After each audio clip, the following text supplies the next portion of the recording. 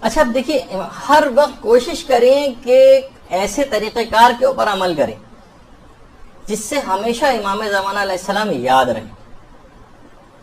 اچھا اب یاد رکھنے کے بہت سے طریقے لوگوں نے خود سے بنائے ہوئے ہیں، آپ بھی کوئی بھی طریقہ ایجاد کر سکتی ہیں کہ بس کوئی بھی ایسا طریقہ جس سے آپ کو ہمیشہ ان کی یاد باقی رہے۔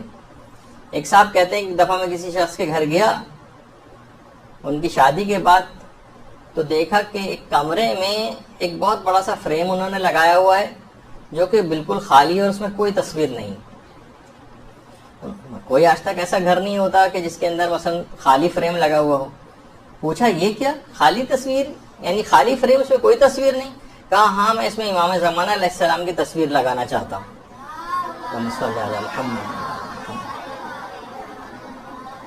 ان سے کہا کہ بھائی جب وہ آئیں گے تب ان کی تصویر لگاؤ گے نا، ابھی تو ان کا ظہور نہیں ہوا، پھر تمہارا یہ عمل کیوں ہے؟ اس نے کہا یہ میں نے اس وجہ سے کیا ہے تاکہ ہمیشہ مجھے یاد رہے کہ میری زندگی میں کسی اہم چیز کی کمی ہے۔ جب بھی میں اس خالی فریم کو دیکھوں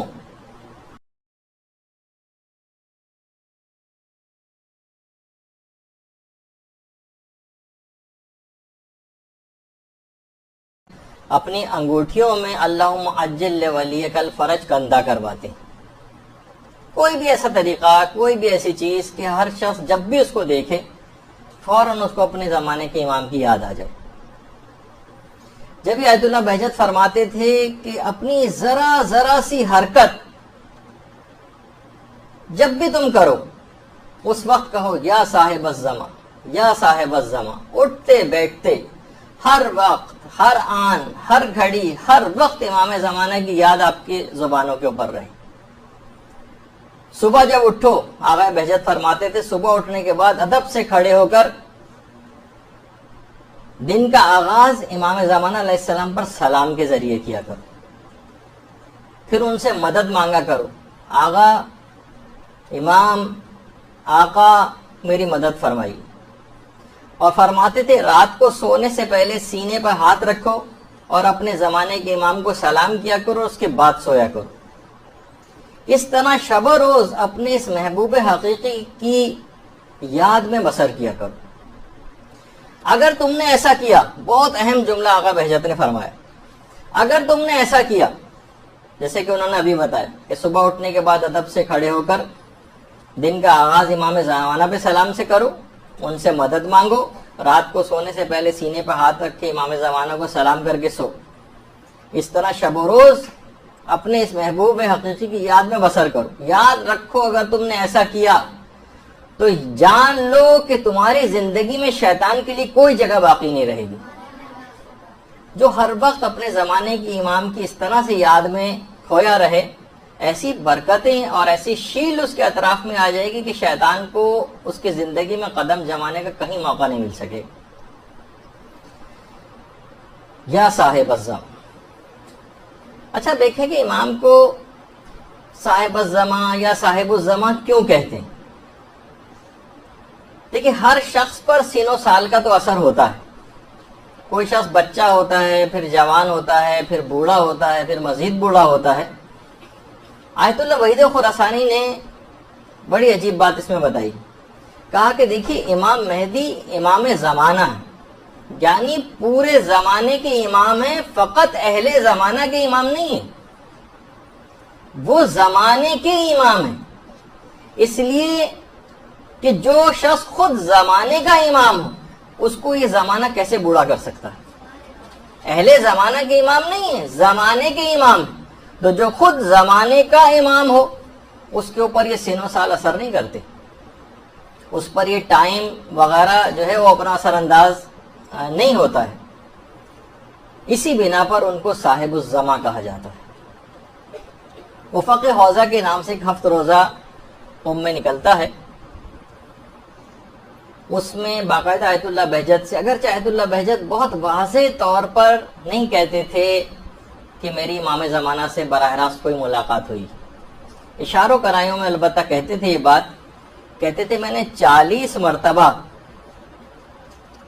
مرتبہ نیند میں یا نیند جیسے عالم میں، جسے تقریباً مکاشفہ کہتے ہیں، امام زمانہ علیہ السلام کی زیارت کی ہے اور ان کی خدمت میں حاضری کا شرف حاصل کیا.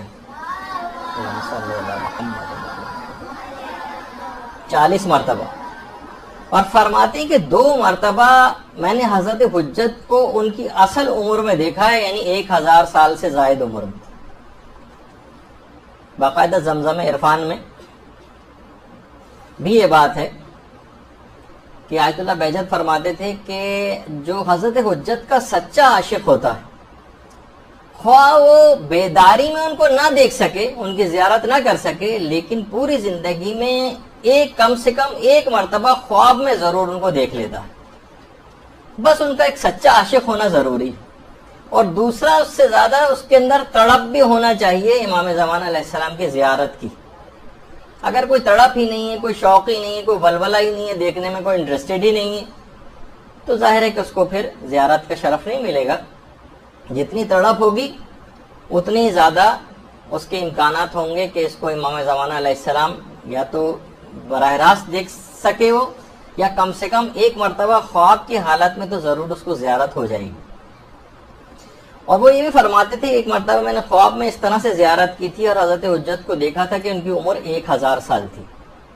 لمبا قد تھا اور دراز اور گھنی داڑھی تھی. اور دوسری مرتبہ میں نے ان کو 30 سالہ جوان کی صورت میں دیکھا تھا، لیکن 30 سالہ جوان کی صورت میں دیکھنے کے باوجود احساس ہوتا تھا کہ ان کی عمر 1000 سال سے زائد ہے. تو کوئی بھی طریقہ کار امام زمانہ علیہ السلام کو سلام کرنے کا، جیسے آپ نے دیکھا کہ انہوں نے اپنی تصویر لگائی ہوئی تھی، انگوٹھی پہ لکھ کے لگایا ہوا تھا. ہر وقت ایسی چیزیں، جب ایک علماء کہتے ہیں کہ امام زمانہ کی یاد کا ایک طریقہ یہ بھی ہے کہ آپ اپنی اولادوں کے نام امام زمانہ علیہ السلام کے نام پر رکھیں، ان کے القابات کے اوپر رکھیں ان کے نام، اسی طرح سے اپنے اداروں کے نام ان کے نام پر رکھیں. اور خدا کا شکر ہے کہ آپ جس ادارے کے اندر اس وقت ہیں یہ بھی انہی کے نام نامی کے ساتھ مدرسۃ القائم کے نام سے امام زمانہ کا ہی ایک لقب ہے. اس لحاظ سے یہ سعادت حاصل ہوئی ہے. اور یاد رکھنے کے اور بھی بہت سارے طریقے ہیں. ہم خود دیکھتے ہیں جب انٹرنیٹ پہ کوئی چیز سرچ کر رہے ہوتے ہیں تو اس وقت کچھ ایرانی سائٹس کے اوپر خاص طور پہ یہ دیکھا ہے کہ مثلا سائٹ اس وقت تک اوپن نہیں ہوگی جب تک کہ ایک خاص جگہ کے اوپر لکھا ہوا ہوتا ہے کہ اس جگہ کو کلک کریں اور امام زمانہ علیہ السلام پر درود پڑھتے ہوئے کلک کریں. اللہم صلی علی محمد و علی محمد.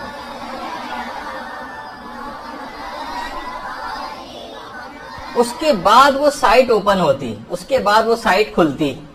اور کون ایسا ہوگا جو اس چیز کو پڑھے گا اور مومن ہوگا اور وہ درود اس وقت نہ پڑھے؟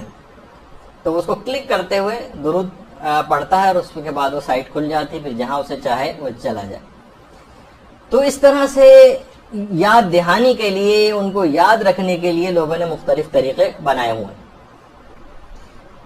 اور کتنی افسوسناک بات ہے کہ ہم ان کو بھلا دیں، ان سے غافل ہو جائیں جن کے متعلق خود شیخ مفید کو جو خط لکھا تھا امام زمانہ علیہ السلام نے، تو اس میں یہ بات کہی تھی کہ ہم تمہاری مراعات کی نسبت بے توجہ نہیں، ہم تم سے غافل نہیں.